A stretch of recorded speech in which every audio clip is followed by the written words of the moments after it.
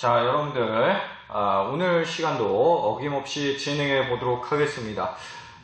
오늘 시간은, 여러분들한테 말씀드릴 시간은, 오늘은 몇 월 며칠이냐? 오늘 바로 4월 이 촬영하는 시점은, 4월 오늘이 28일이 되겠습니다. 여러분들 어떻게 보면은, 여러분들이 학교에 나오지 않는 게 거의 2달여 기간 동안 된 상태가 되겠습니다. 지금 그런 상황이에요. 아무래도 지금 들은 바로는, 선생님이 들은 바로는 5월 중순쯤에는 여러분들 개학을 하지 않을까, 등교 개학을 하지 않을까 싶습니다. 그거를 과감하게 뭐 예측을 하는 건 아니고 지금 학교에서의 분위기가 그런 것 같아요. 뉴스 기사도 그렇게 나오고 말이죠. 나오기 전까지 어떡합니까? 이걸 처음부터 찍었으니까 계속 찍을 수밖에 없습니다. 그래서 여러분들하고 지속적으로 만나고 있고요. 학교가 썰렁해요. 없으니까 아무도 안 나오니까 썰렁해요. 재미도 없고 그렇게 살고 있습니다. 여러분은 어떻게 살고 계십니까? 온라인 클래스 잘 듣고 계십니까? 온라인 클래스 혹시 1교시에 지금 1교시인데 1교시라고 쳐요. 1교시인데 지금 누워있으면서 컴퓨터 누워있으면서 이거 음성어해놓고 그걸 틀어놓을 수도 있죠. 그런 사람들은 시험 때 피 볼 겁니다. 피봐. 알겠죠? 그걸 꼭 염두를 해두시길 바랍니다. 여러분들 딴소리 그만하고 수업을 또 20분에서 30분 정도 진행을 하도록 하겠습니다. 오늘 나는 여기서 또 한 2타임 정도 찍고요. 여기서 수업을 2타임 정도 찍고 내일 한 2타임 정도 찍고 그래가지고 일주분을 또 마련을 하고요. 그 다음 주 것도 한 4개 정도, 8개 정도 찍으면 되겠네요, 이제. 곤욕입니다, 이것도. 되게 곤욕이에요. 선생님 이거 하고 유튜브에 올리고 이러는데 4시간 걸립니다, 4시간. 늘 말하는 거지만.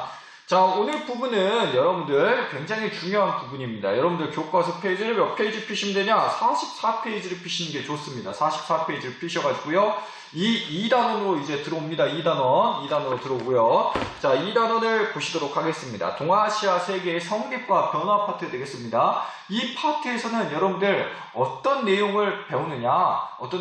첫 번째는 인구 이동과 관련된 부분을 배우고요. 그리고 그 인구 이동에 따라서 정치, 사회적으로 변동이 된 그 사회상을 한번 볼 겁니다. 국가가 변동하는 모습을 볼 거예요. 그리고 이 과정 속에서 나라들이 만들어지고 뭐 통일왕조가 만들어지고 이런 과정 속에서 문화적인 요소들, 그런 동아시아 공통적인 문화적인 요소들이 이렇게 만들어지거든요. 인구이동도 있다 보니까 그 정치 사회적 변동에 따라서 문화도 맞춰서 가는가 봐요.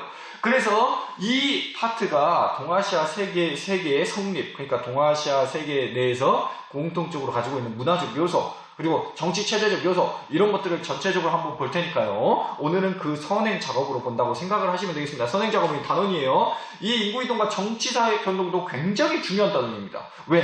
각국의 역사가 제대로 담겨져 있는 파트이기도 하고요. 좀 재밌어. 역사 아는 사람으로서, 나는 역사 아는 사람으로서 이거 재밌어요. 재밌기 때문에 많이 얘기도 합니다. 내가 재밌다. 그러면 어떻게 해요? 좀 나오겠죠? 자, 보도록 하겠습니다.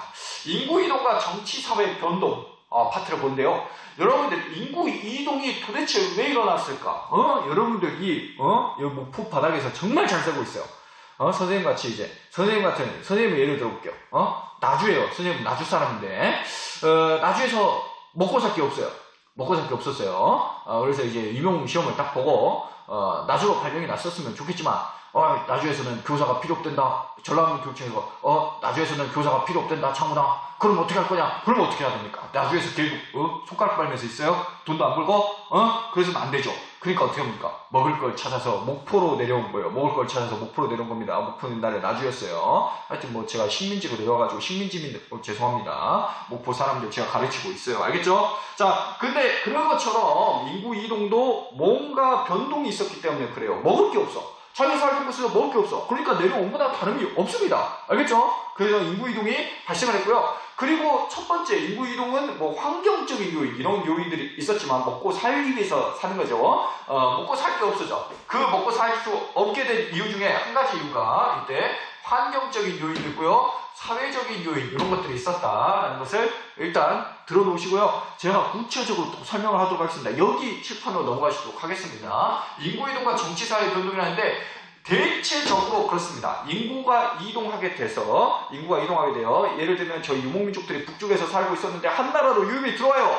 그럼 한 나라에 대규모적인 유목민들이 들어왔으니까 어떻습니까? 정치사회가 변동이 있을 수도 있어요. 마찬가지로 정치사회 변동이 있을 수도 있습니다. 자, 그래서 정치사회 변동이 있으니까 또 정치사회 변동을 겪은 거기에 원래 눌러앉은 사람들이 유목민들이 쳐들어왔으니까 아이고 힘들어하고 또 밑으로 내려가기도 하겠죠. 이것을 봤을 때 무조건 인구 이동이 있음으로 해서 정치사회 변동이 생기고 또 그 정치사회 변동이 다른 민족들의 인구 이동을 발생시키기도 한다. 이 상호 보완증이라는 걸 보시면 되겠습니다. 알겠죠? 중요한 거 아닙니다. 그냥 듣고서 그렇구나. 그래서 인구가 이동하구나. 먹을 거 찾으러 가지만 정치사회 변동으로도 찾으러 가는구나 라고 생각을 하시면 되겠습니다.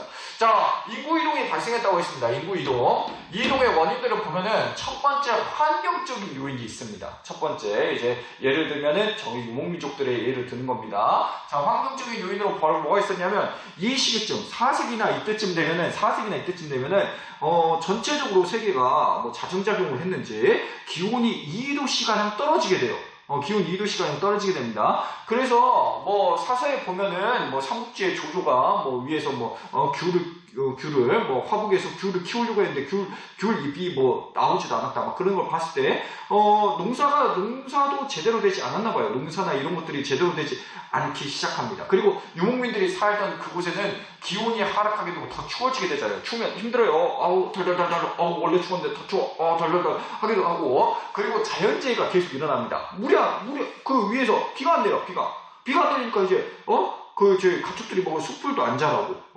숯불도 안 자라고. 그러니까 어떡합니까? 이 사람들은 만성적인 식량 부족에 시달리게 되는 것이었어요. 식량 부족에 시달리게 됩니다. 그러니까 이 식량 부족을 해결하기 위해서 결국에는 어떻게 해야 된다? 유목민족들 어떻게 해야 됩니까? 그렇죠. 유목민족들은 중국으로 저기 너희들 먹을 게 많지 하면서 이렇게 내려가는 수밖에 없었다라는 것이 되겠습니다.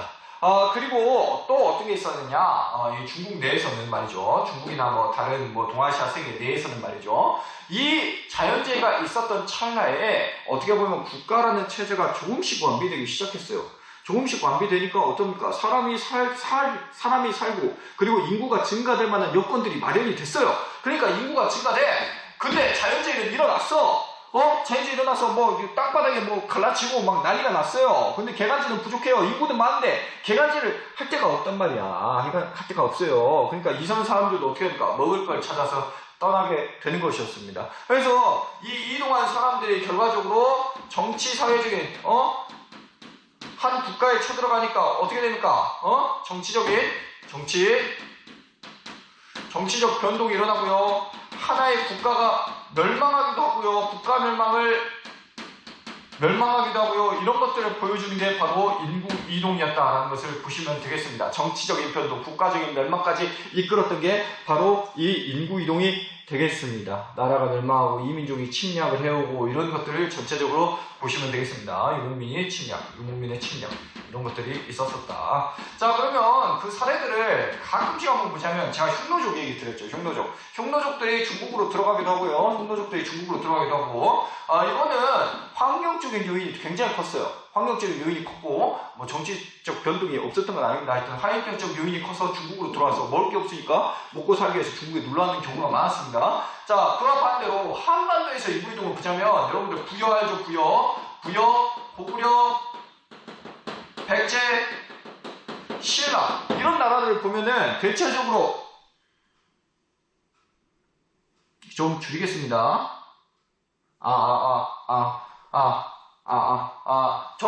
대체적으로 얘네들은 뭐냐면 정치적인 변동에 따라서 인구 이동을 하는 경우가 많았어요. 지배층들이 인구 이동하는 경우가 많았죠. 지배층들이 인구 이동하는 경우가 많았었습니다. 대체적으로 어떤 경우였냐? 여러분들 부여 봐보세요. 부여의 왕자였던 주몽이 어떻게 됩니까? 주몽이 대소랑 왕권 경쟁을 하다가 극우의 자리는 경쟁을 하다가 어떻게 됩니까? 주몽이 이제 내려와서 세운 나라가 바로 고구려고요. 여기서 사귄 여자가 있습니다. 원래 여자친구가 있는데 또 사귄 거야. 이 나쁜 새끼예요. 아세요? 소선호랑 사귀어가지고 고구려라는 나라를 딱 세우게 된다. 알겠어요? 예? 그래서 소선호의 소선호 전 남편이었던 우태랑 같이 낳은 아들이 있어요. 아들들. 그게 누굽니까? 온주하고 비두, 이런 애들이 있었는데, 온주하고 비두는 주공한테 이어받을 거라고 생각을 했는데, 갑자기 부여에서 누가 오는 거야? 누가? 그쵸. 유리가 와가지고, 유리가 내려와가지고, 고려에 내려와가지고, 아빠 하니까, 진짜 아들이 안 나가가지고, 단념하고 백제로 내려간 경우가 있었습니다. 이런 인구이동은 정치적인 변동에 따라서 일어난 인구이동이 되겠지요. 그렇죠? 됐습니까? 오케이? 자, 그러면 대체적으로 일단 제가 저걸 보여줬는데요. 정치사회적인 변동, 국가가 멸망, 유목민의 침략, 이런 것들이 발생을 하게 됐다. 환경적인 요인이나 이런 인구이동의 요인들로 인해서. 자, 이런 것들을 보여줬는데요. 요게 이제 나오는 건 아닙니다. 이런 것들을 대체적으로 이해를 하고 계시면 돼요. 그냥 이해만 하세요. 자, 그러면 이런 사례들, 늘 얘기를 합니다. 동아시아사는 전체적인 동아시아사의 공통적인 틀을 얘기를 하고요. 그 다음에 이제 각 나라별의 사례로 들어간다. 그러면 문제는 어디서 나온다? 각 나라별 사례에서 나온다. 라는 얘기입니다. 왜? 역사는 과학이 아닙니다, 여러분.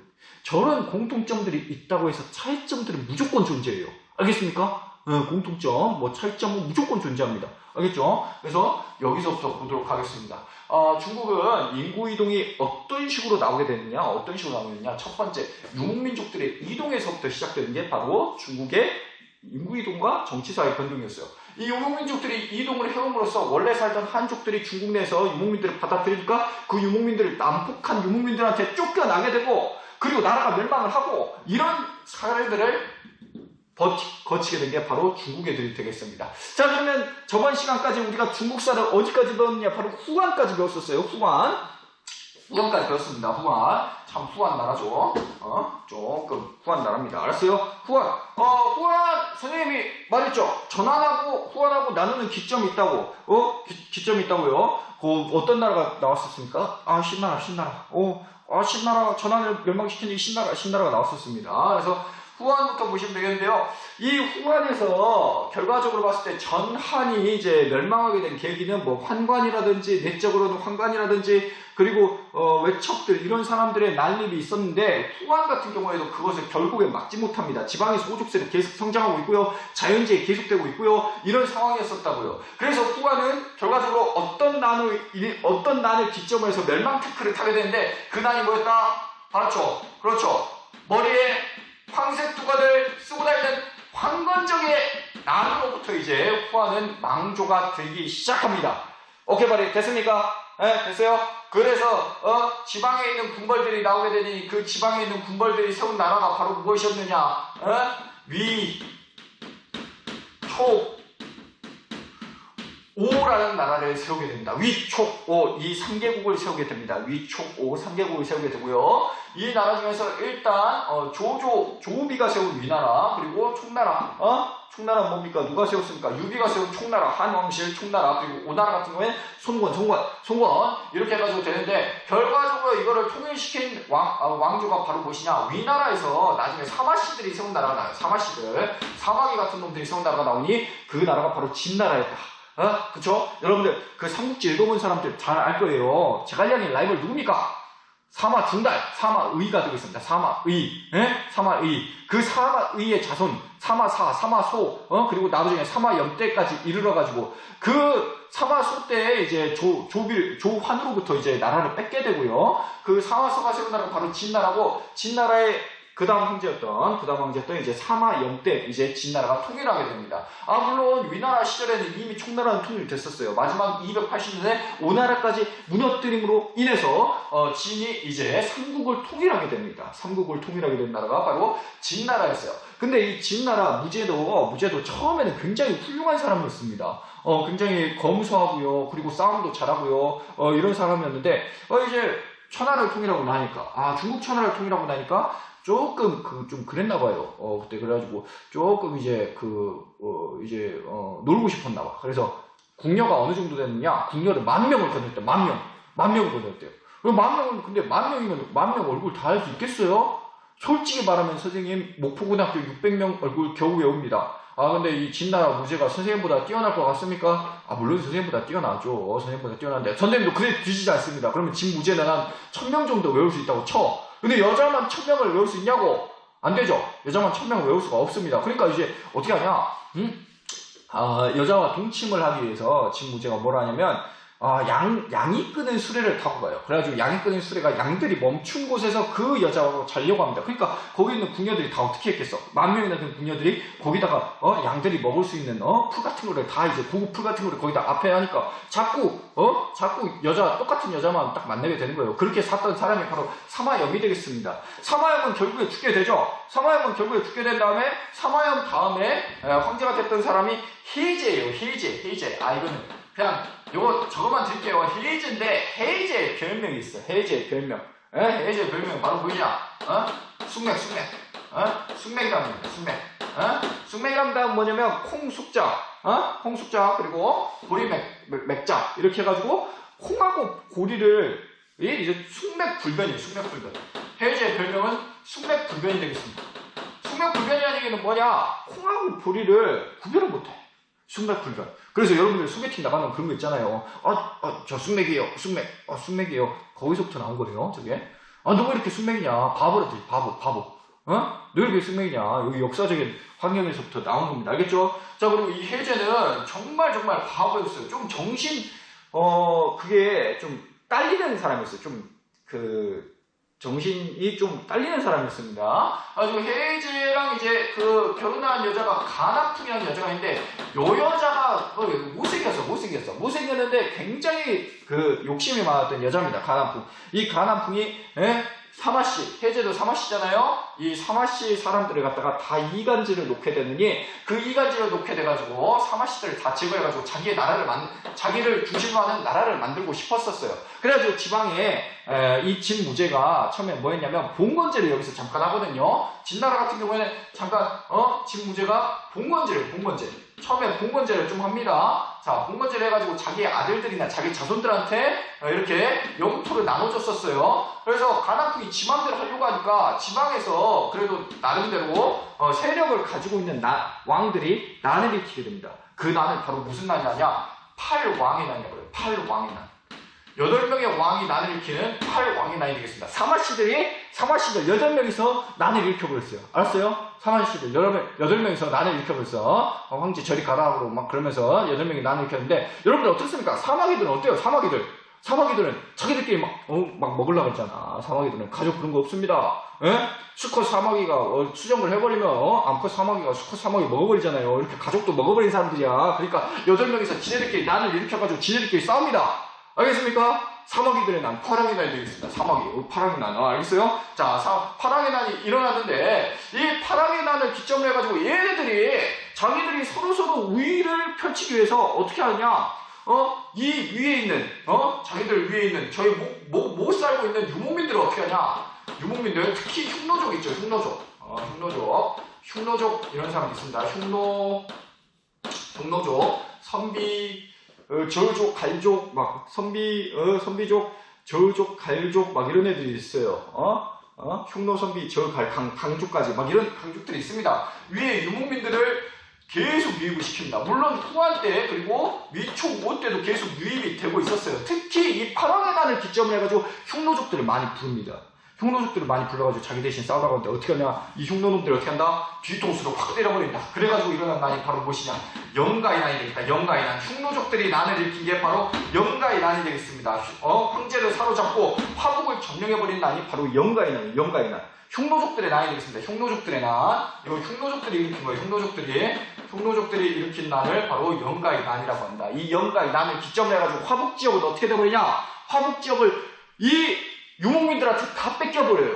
흉노를 비롯한 5개의 오랑캐 민족, 그러니까 5개의 민족한테 뺏기게 됩니다. 그 시대에서 화북에서 이제 진이라는 나라가 없어지고 어떻게 되냐? 여기 오후 16국 시대가 열리게 되는 것이 되겠습니다. 선생님, 그러면 진나라는 결국에는 망하게 된 겁니까? 이 진 결국에 어떻게 되냐? 이 진 중에서 사마에라는 사람이, 그래도 왕족 출신이었던 사마에라는 사람이 조금 이제 진나라를 다시 불러들여가지고 강남으로 튀어요. 강남으로 튑니다. 양찌가 무역으로 튄다는 거예요. 강남으로 튀어서 세운 나라가 바로 동진이라는 나라를 건국해요. 동쪽으로 대피를 해야 해서 동진이 되겠습니다. 이 대피하스 한족들은 여기로 대표한 거야. 한족들은 여기로 대표하고 5호 민족들은 5호 오랑캐 유목민들은 이제 화북을 점령을 하고 있는 겁니다. 여기 보세요. 여기가 화북이죠. 여기가 화북이고 여기가 강남이란 말이에요. 여기가 강남이었어요. 서진 같은 경우에는 낙양에다가 도읍을 했거든요. 서진이 낙양에서부터 건강으로, 강남에 있는 건강으로 도읍을 옮기면서 세운 나라가 바로 동진이 되겠습니다. 여기가 동진이야, 동진. 여기 있었을 때 진나라. 그러면 위촉오를 통일을 한 이 진나라는 뭐라고 부르냐? 서진이라고 합니다. 서진이라고도 부르기도 해요. 그럼 여기 서진이라고도 부른다고. 하여튼 서진이 이제 여기 강남 쪽으로 내려와서 동진이 됩니다. 동진. 이 동진의 수도는 바로 어디였냐? 건강이 되겠습니다. 건강은 지금의 어디냐면 난징이 되겠습니다. 난징이 되겠다. 왜 난징에다 수도를 둔 게 바로 동진이 되겠다. 건강해지려고 이제 저희 오호들한테 당했으니까 건강해지려고 이제 동진. 네, 그렇습니다. 네, 알았어요? 자, 갑니다. 자, 여러분들 그 과제 하나 내줄게요. 여기서. 자, 이 5호 민족들 있죠. 5호 민족들, 5호 유목민족들의 호칭들을 다 정리를 한번 해보십시오. 제가 한 민족은 알려드렸어요. 5호는 5개 민족을 뜻하더군요. 유목민족. 그 5개 민족의 명칭을 과제 제출방에 올려주십시오. 알겠습니까?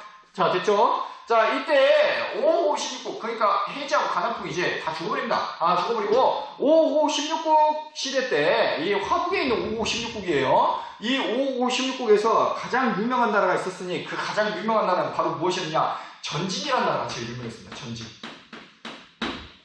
전진이라는 나라가 제일 유명했어요. 전진이 화북 통일을 눈앞에 두고 있던 찰나에 동진하고 맞짱을 뜹니다. 동진하고 딱 맞짱을 떴는데 이때 비수 대전이라는 전투가 있어요. 비수라는 곳에서 동진하고 전진하고 맞짱을 딱 떴어. 이때 전진의 병사 87만 명 데리고 갑니다. 비수로 87만 명 데리고 가고 동진에 8만 명 데리고 가요. 8만 명. 아유, 동진 이제 망했구나 라고 딱 생각을 했는데 이때 전진이 좀 뭔가 군사훈련이 제대로 되지 않는 것 같아요.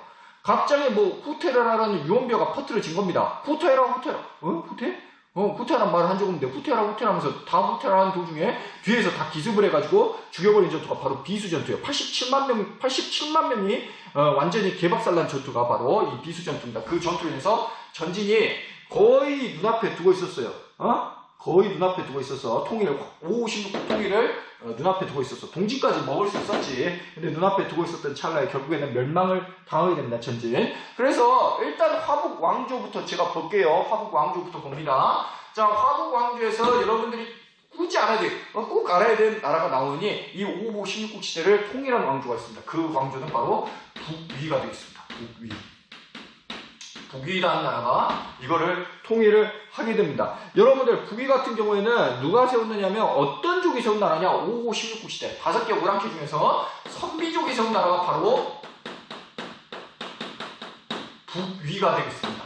선생님, 선비족은 공부를 잘하겠네요. 선생님, 그 선비자를 쓰니까요. 그거하고 관련은 없어요.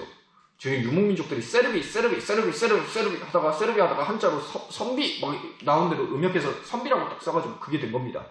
쟤네들 유목민족들의 세르비 자기들 코칭을 하다가 이렇게 된 겁니다. 공부 그렇게 잘하는 민족은 아니었나 봐요. 북위에서는 여러분들이 꼭 알아야 될 황제가 있으니 그 황제는 바로 효 문제가 되겠습니다. 효 문제는 아시아고요. 이 별표를 쳤습니다. 제가 별표를 친 첫 번째가 바로 효 문제가 되겠습니다. 이 효 문제는 여기에서 보도록 하겠습니다. 이 밑으로 내려오세요. 효 문제 무슨 정책이라고 하냐? 바로 한화 정책이랍니다. 호환융합 정책. 한화 정책이라고 합니다. 한화 정책. 여러분들 교과서에는 뭐라고 나와 있냐면 호환융합 정책이라고 있어요. 호환융합.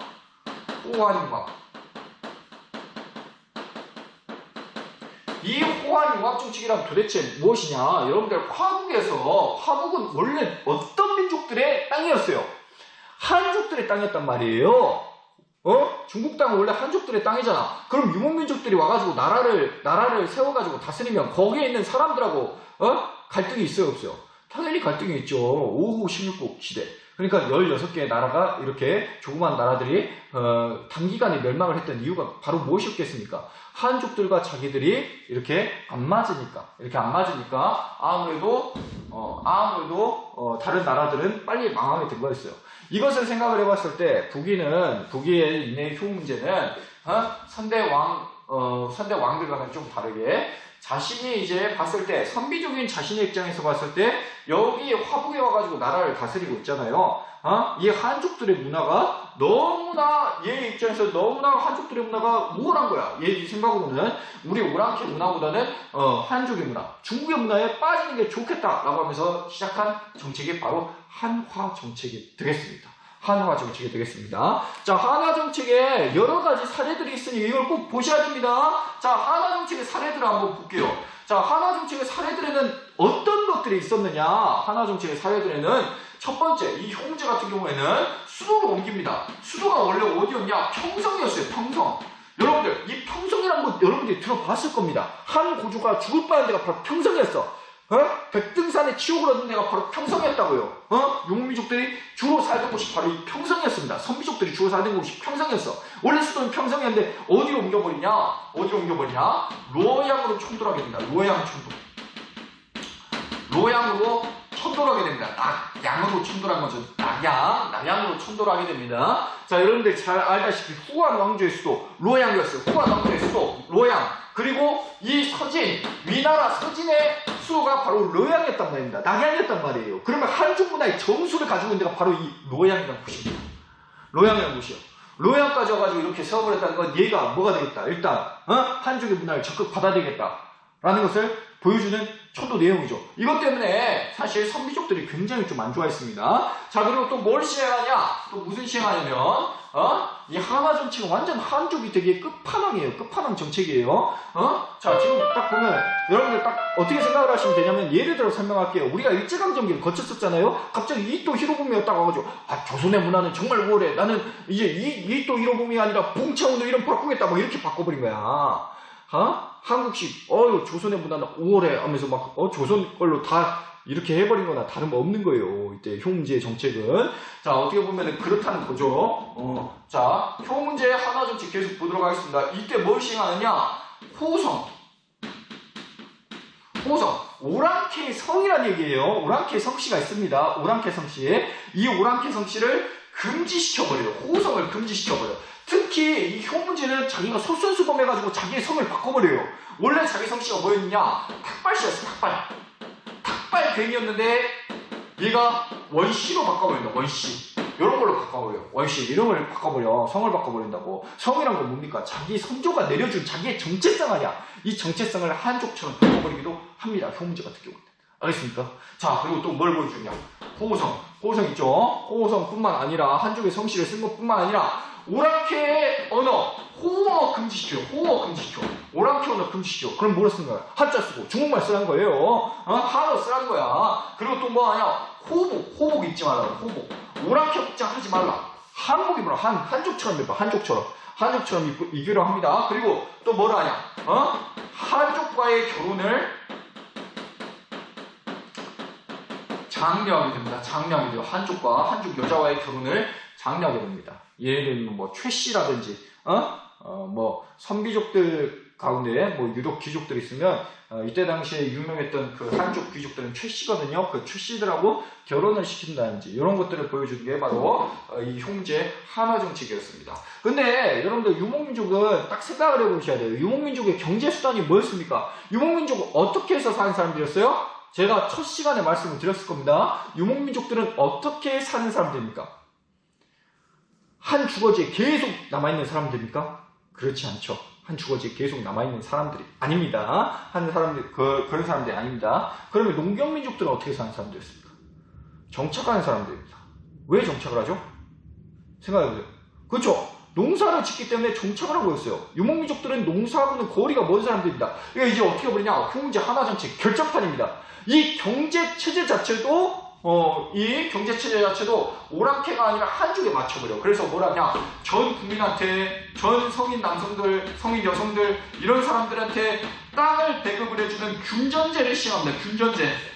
땅을 보급해주는 균전제를 시행하게 땅 보급을 하는 균전제를 시행하게 됩니다. 선생님, 그러면 이거 전체, 뭐 남자, 여자, 이렇게 성인 남자, 여자 다 준 건가요? 네, 다 줘요. 노비 숫자만큼도 이 땅을 주기도 합니다. 그리고 야, 너는 소도 있네? 야, 소 있으니까 너 노동력이 대단하니까 너 소만큼도 또 가져가. 이렇게 해서 땅을 보급해 주는 겁니다.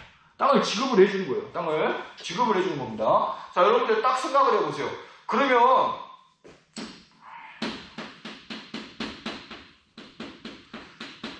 딱 생각을 해보십시오. 원래 이동을 하면서 살던 사람들이 이제 땅을 다 지급받았던 얘기는 뭡니까? 여기 땅 파먹고 살라 그 얘기예요. 선비족들 땅 파먹고 살라 그 얘기입니다. 그래서 형제 하나 정책, 이 경제 체제마저도 형제 하나 정책은 이 경제 체제마저도 한쪽에 맞춰놓으려고 하겠습니다. 그 밖에도 여러분들 수능특강에 나오는 거니까 제가 이걸 말씀을 드린대요. 좀 심화된 얘기인데, 균전제를 시행하면서 뭐 했냐면 균전제를 시행했어요. 땅을 보급해줬잖아요. 땅을 보급해줬으니까 얘네들 땅을 받았으니까 그에 맞춰서 뭘 해야겠습니까? 농사를 짓고 세금을 내야 돼요. 땅을 줬으니까, 나라에서 경제수단을 줬으니까 그 경제수단에 맞춰서 세금을 줘야 되죠. 그래서 시행할 제도가 뭐가 있냐면 삼장제라고 해가지고, 삼장제, 삼장제라고 해가지고 관리들을 선발하는 거예요. 막 당장 막 이런 사람들, 장들을, 세 가지 장을 만들어가지고, 이 삼장들이 이걸 거둬야 됩니다. 그러니까 거기에서 계속 그 땅을 받았으면 거기에서 계속 살아야 돼요. 뭐 로양에서 땅을 받았다면 로양에서 계속 살면서 이렇게 이 당장들한테, 이 장들한테 세금을 바쳐야 되는 제도가 바로 삼장제까지 시행을 해가지고 절대 이동을 못하게 합니다. 선비족들 원래 뭐 댕기머리 하고 이거 말 타고 다니는 애들인데 이렇게 하니까 어떻게 돼요? 갑자기 형제 하나정책 이렇게 되니까 어떻게 생각하겠습니까, 여러분? 요거 안 되겠죠. 요 얘들 입장으로서는, 이 부기의 입장으로서 어떻게 되냐, 부기 같은 경우에는 결과적으로 난이 일어나게 됩니다. 형문제 하나 정책으로 인해서 형문제가 죽은 다음에, 형문제 살았을 때는 별말 안 하다가 형문제가 죽은 다음에 난이 일어나게 되니 그 난이 바로 무슨 난이냐, 육진의 난이라고 그러나요. 육진의 난. 육진의 난, 그냥 이거 빨간색으로 적는 게 아니라 그냥 육진의 난이라고 여러분들 참고로 알아두십시오. 여러분들 수능이나 아니면 내신에서 문화에도 문제 푸는데 꼭 아셔야 될 문제일 수도 있습니다.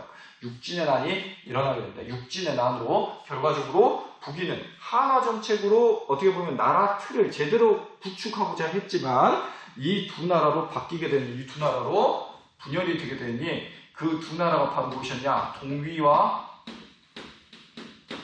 서위로 분열이 되게 됩니다. 고씨가 이끄는, 뭐 이때 동의에 뭐 고환이라는 사람이 있어요. 고환 나중에 죽게 되거든요. 고환 다음에 뭐 고양이라는 사람도 있고 막 고환이라는 사람이 막 이끄는 동위, 고양 고환 막 이런 사람들이 이끄는 동위, 그리고 서위, 우무씨의 서위, 이렇게 둘로 나눠지게 됩니다. 물론 동위하고 서위 같은 경우에는 탁바씨, 원씨 있잖아요. 원씨, 그 원씨 왕씨를 황제를 이렇게 모시고 있어요. 근데 나중에 지기들끼리 쿠데타를 일으켜서 그 나라를 바꾸게 됩니다. 그래서 이 서위 같은 경우에는 나중에 뭘로 바뀌느냐, 북주로 바뀌어요. 북주. 우문씨가 이끄는 북주로 바뀌게 되고요. 동위 같은 경우에는 뭘로 바뀌느냐, 북제로 바뀝니다. 북제로 바뀌어요. 북제. 고씨가 이끄는 고양 막 이런 사람들이 이끄는 북제로 바뀌게 됩니다. 자, 이 북제하고 북주 같은 경우에는 이렇게 화북 내에서 절반을 나눠가지고 북주하고 북제하고 이렇게 나눠졌었어요. 그 위에 유목민이 또 이제 강력한 유목민이 나오게 됩니다. 그 유목민의 대표적인 애들이 누구였냐, 바로 이때 돌궐이라는 놈들이 나와요. 북제하고 북주, 동해하고 서해 이렇게 나눠졌을 때 강력한 유목민이 나오게 되니 그 유목민이 바로 돌궐이었습니다. 여러분들, 북제하고 북주하고 화북에서 이렇게 분열되어 있었는데 강력한 유목민이 돌궐을 이길 수 있느냐? 없습니다. 그래가지고 북제하고 북주는 이 돌궐한테 어떻게 하냐? 어떻게 해요? 그냥 조공을 바쳐요. 조공을 바치고, 돌궐에 그 공주가 있는데 그 공주랑, 나 공주하고 나 결혼하고 싶어요. 돌궐 가한 거기 사위로 들어가고 싶습니다 하면서 서로 경쟁했던 데가 바로 저 시대예요. 북제하고 북주. 제가 황제를 칭하고 막 그랬었는데 막 돌궐에 가한한테 막 사위가 되고 싶다 막 그랬던 때가 바로 저 때가 되겠습니다. 일단 여러분들, 저하고 화북에 대한 내용은 봤어요. 일단 34분을 지나고 있습니다. 이 수업이 바로 8강 됩니다. 8번째 강의가 되겠는데, 오늘 제가 말씀드린 과제는 바로 이 과제였어요. 5호 16국 중에 5호는 도대체 어떤 민족들이냐, 5개 민족을 조사를 해서 과제 제출방에 8차시 과제로 올려주시길 바랍니다. 이번 시간 이렇게 끊고요. 그 다음 시간 이제 당나라까지 다 하도록 하겠습니다. 이 판서는 계속 이어가도록 하겠습니다. 안녕.